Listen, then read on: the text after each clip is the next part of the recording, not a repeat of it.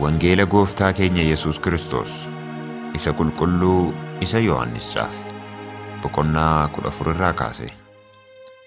Yesuus karaa gara Abbaatti geessu ta'uu isaa. Yesuus itti fufee bartoota isaatiin, garaan keessan hin raafamin, Waaqayyotti amanaa, anattis amanaa. Mana Abbaa koo keessa iddoon jireenyaa baay'eetu jira. Utuu inni hin jiru ta'e isinitti nan himan ture. Iddoo jiru kana isiniif qopheessuudhaaf nan adeema. Yemmuun dhaqee iddoo sana isiniif qopheessus, iddoo ani jiru isinis akka jiraattaniif deebi'ee dhufeetan gara ofii kootiitti isin fudhadha. Lafa ani dhaqu karicha itti geessus hin beektu jedhe. Toomaas immoo, yaa Gooftaa, eessa akka ati dhaqxu hin beeknu, karichi immoo attamitti beekuu dandeenyaa jedheen. Yesuus deebisee, karichi, dhugaan, jireenyis ana. Anaa yoo ta'e malee eenyuyyuu gara Abbaan dhufu. Ana beektanii ituu jiraattanii, Abbaa koos hin beektu turtan. Ammaa jalqabdanii isan beektu, isa argitaniittus jedheen.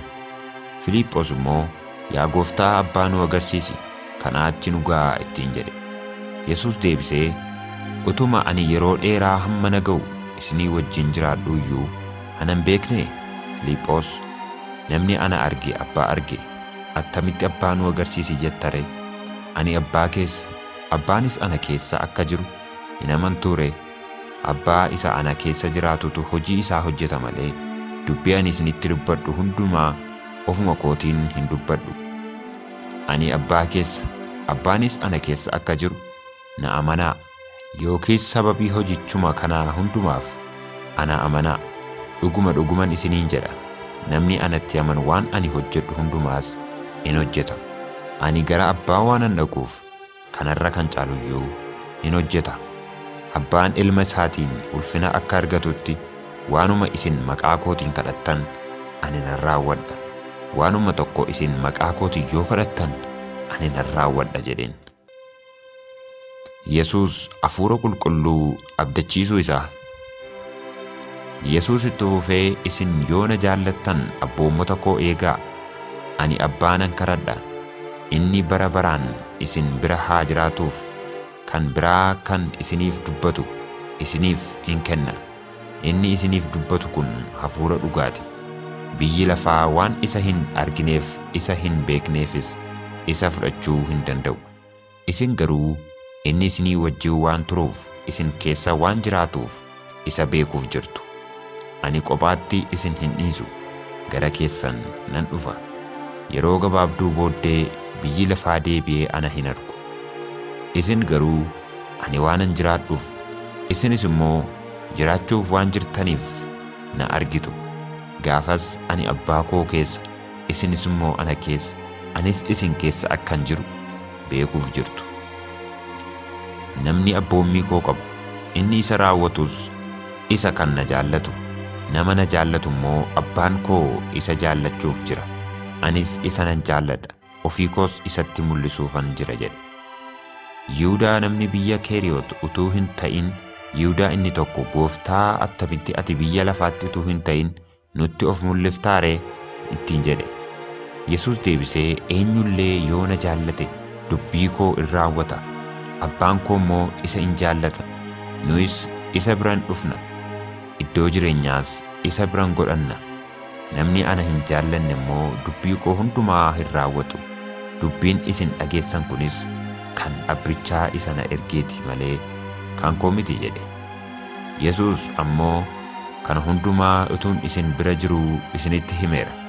Inni isiniif dubbatu Hafuurri Qulqulluun, inni Abbaan maqaa kootiin ergu garuu waan hundumaa isinin barsiisa. Waan isinitti hime hundumaas isinin yaadachiisa. Nagaa isin biratti nan hambisa, nagaa koo isiniif nan kenna. Ani akka biyyi lafaa kennuttan isiniif kenna miti. Garaan keessan hin raafamin, hin sodaatinis. Amma nan adeema, deebi'ees isin bira nan dhufa. Akkan isiniin jedhe dhageessaniittu, utuu na jaallattu taatanii waanan gara Abbaa dhaquuf hin gammaddu turtan. Abbaan na caala'oo. Kunis yeroo raawwatamu akka amantaniif. duraan dursee ituun hin ta'in kunoo isinitti himeera. Kanatti dabalee si'achi waan baay'ee isinii wajjin hin dubbadhu. Inni biyya lafaa kana seerratu dhufuutti jira. Haa ta'u iyyuu malee inni ana irratti aboo hin qabu. Garuu ani Abbaa jaallachuu koo akka abboommii Abbaan anaaf kennettis hojjechuu koo biyyi lafaa haa beeku. Ka'aa egaa itti adeemnaa jedhe.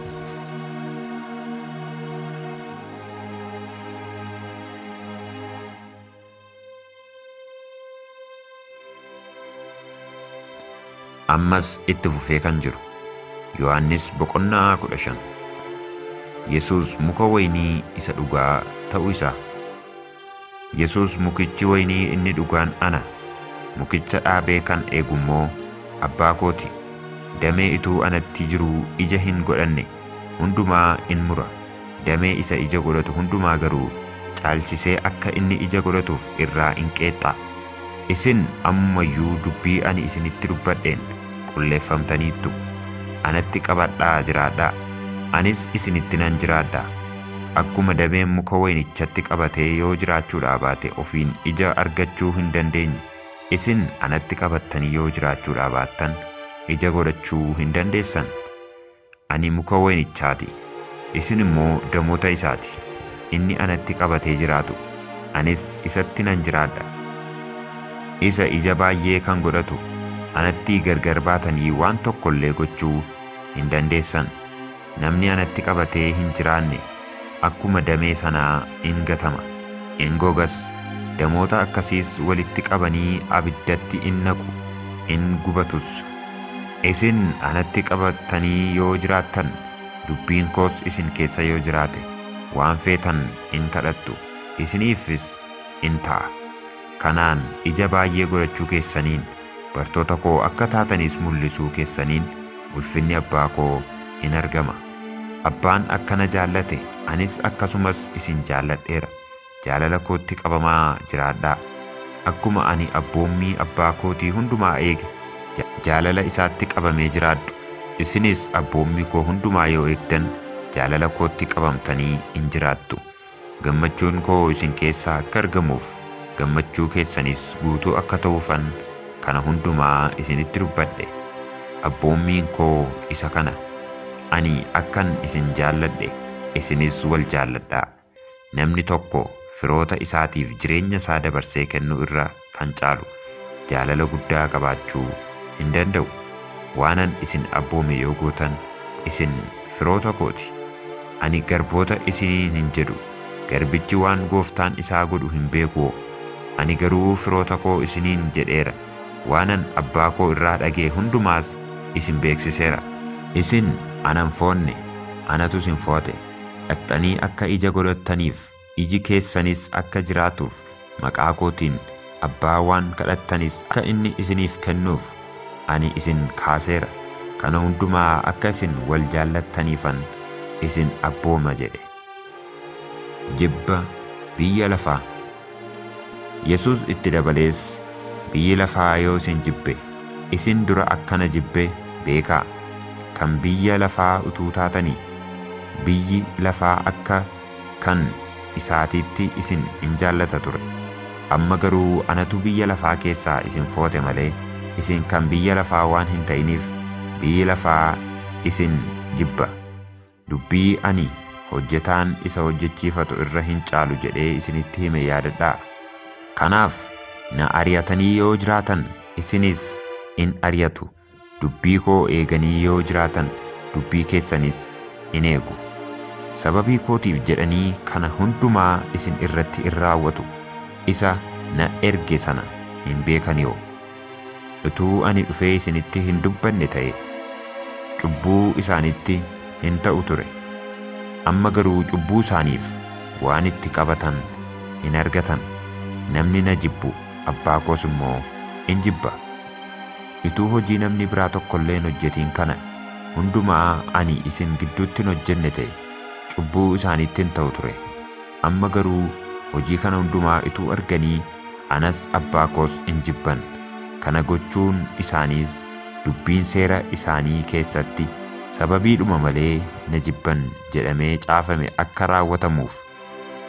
Hafuura isa isiniif dubbatu Abbaa biraa isiniif nan erga. Hafuurri dhugaa inni Abbaa biraa bu'u sun yommuu dhufu anaaf dhugaa in ba'a. Isinis immoo jalqabaa jalqabdanii anaa wajjin waan turtaniif dhugaa hin baatu jedhe.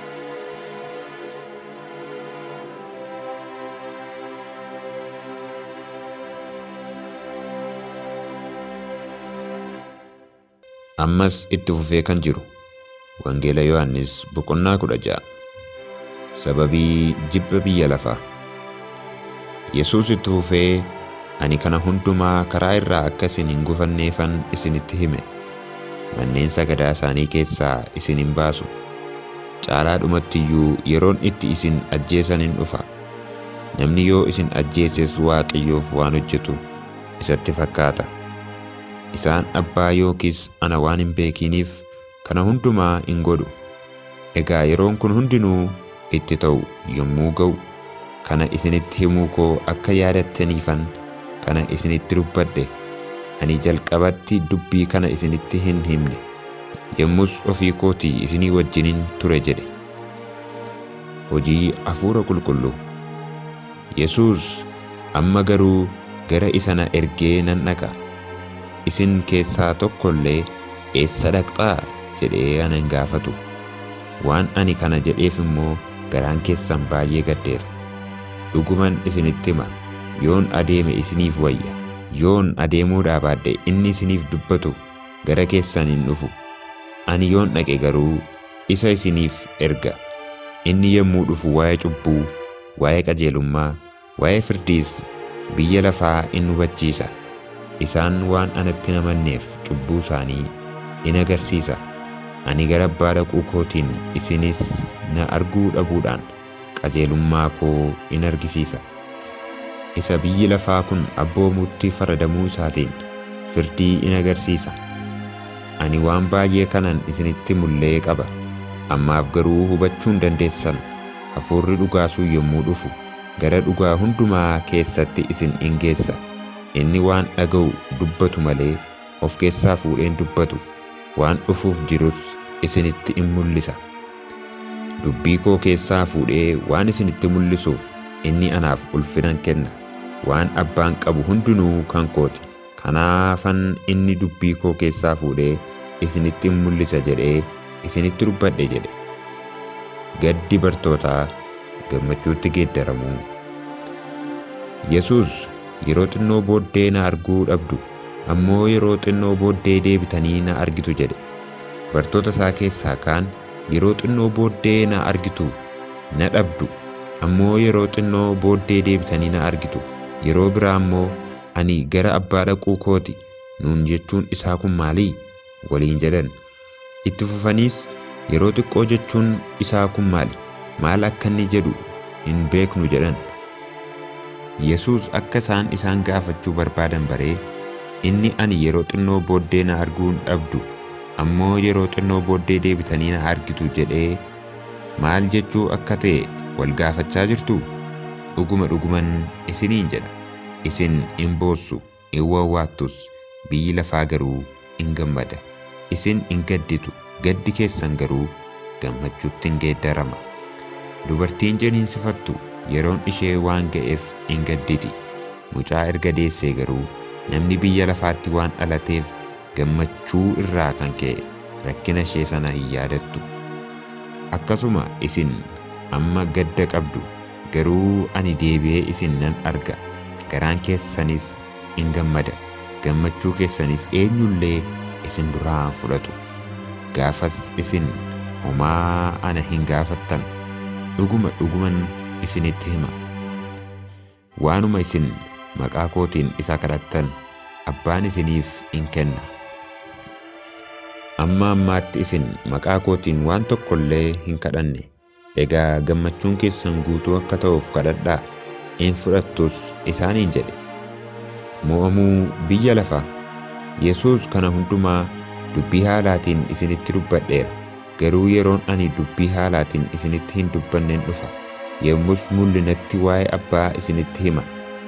Gaafas isin maqaa kootiin hin kadhattu. Ani immoo Abbaatti isiniif dubbadha isiniin hin jedhu. Isin waan na jaallattaniif Abbaa biraa dhufuu koos waan amantaniif Abbaan ofii isaa isin in jaallata. Abbaa biraa ba'een gara biyya lafaa dhufe, deebi'ee immoo biyya lafaa nan dhiisa, gara Abbaas nan dhaqa jedhe. Yommus bartoonni isaa, kunoo ammoo dubbii haaraatiin hin dubbattu, mul'inatti himta. Amma ati waan hundumaa gaaffii namni qabu iyyuu utuu inni si hin gaafatin akka beektu nuyi barreerra. Kanaanis Waaqayyo biraa akka ati dhufte in amanna jedhaniin. Yesuus immoo isaaniif deebisee, amma in amantuu? Yeroo isin itti kophaatti na dhiiftanii gara mana keessaniitti bittinnooftan in dhufa. Ammuma iyyuu immoo dhufeera. Ani garuu kophaa koo miti. Abbaan anaa wajjin jira. Anatti qabamtanii nagaa akka qabaattaniif ani kana hundumaa isinitti hime. Biyya lafaatti rakkina qabdu, garuu jabaadhaa. Ani biyya lafaa moo'eeraa jedhe. Ammas itti fufee kan jiru wangeela Yohannis boqonnaa 17. Yesuus bartoota isaatiif kadhachuu isaa. Dubbii kana erga dubbatee booddee Yesuus gara Waaqaatti ol ilaalee, yaa Abbaa, yerichi ga'eera. Ilmi kee ulfina akkasiif kennuuf ilma kee gara ulfinaatti ol fudhadhu. Akkuma ati foon qabeessa hundumaa irratti aboo isaaf kennite, inni immoo warra ati isaaf kennite hundumaaf jireenya bara baraa haa kennuuf.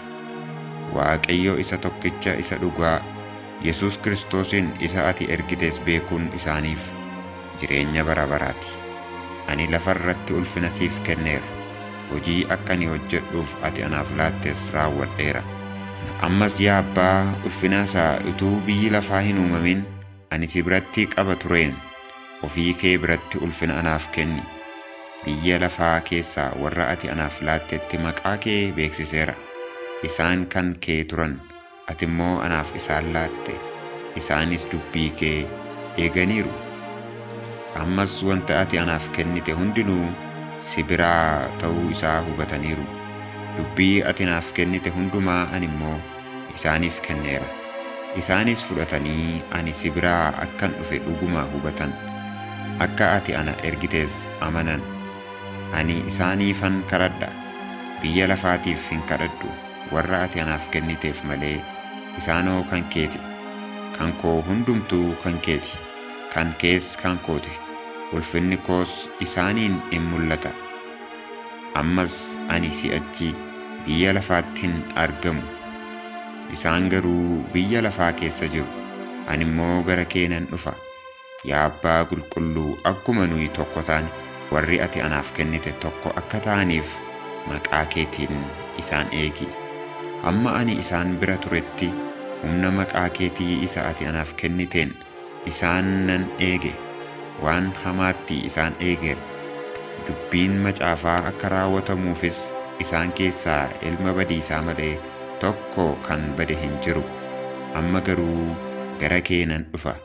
Isaan immoo gammachuu koo guutummaatti akka qabaataniif dubbii kana biyya lafaa keessatti nan dubbadha. Ani dubbii kee isaaniif kenneera. Akkuma ani kan biyya lafaa hin ta'in, isaanis kan biyya lafaa waan hin ta'iniif biyyi lafaa isaan jibbe. Isa hamaatti akka isaan eegduuf malee biyya lafaa keessaa akka isaan baaftuuf si hin kadhadhu.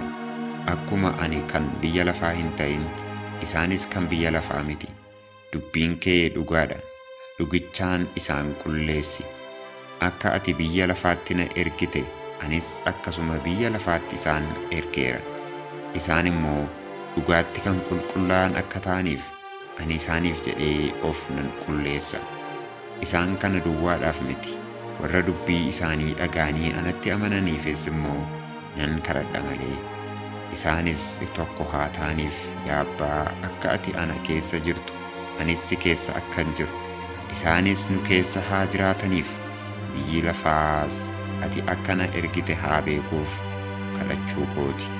Akkuma nuyi tokko taane, isaanis immoo tokko haa ta'aniif ulfina ati anaaf kennite isaaniif kenneera. Ani isaan keessa, atis ana keessa jiraachuu keetiin isaanis raawwatanii tokko haa ta'an. Biyyi lafaas ati na erguu kee akkuma na jaallattes isaan immoo jaallachuu kee haa beeku. Yaa Abbaa, isaan ati anaaf kennite kun iddoo ofii jiraadhu haa jiraataniif. Ulfina isa ati utuu biyyi lafaan uumamin waan na jaallatteef anaaf laattes haa argataniif nan fedha. Yaa Abbaa koo qajeela, biyyi lafaa kun si hin beeku, ani garuu si beeka.